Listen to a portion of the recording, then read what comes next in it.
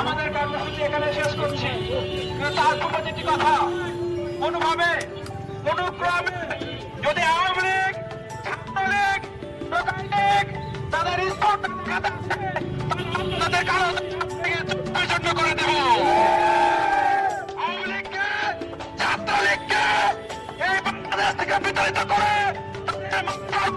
দিল্লিতে ওদেরকে পাঠাতে পারবো। শুধু যারা দেশপ্রেমিক তাদের অধিকার রয়েছে।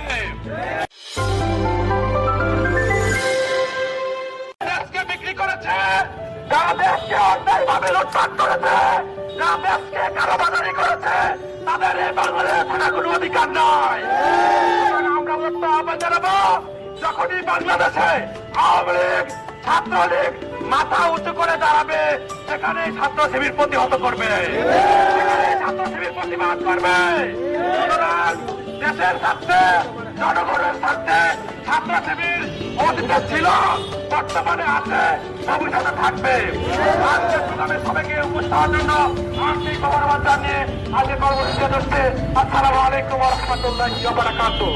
আর এখানে উপস্থিত মিডিয়ার ভাইরা উপস্থিত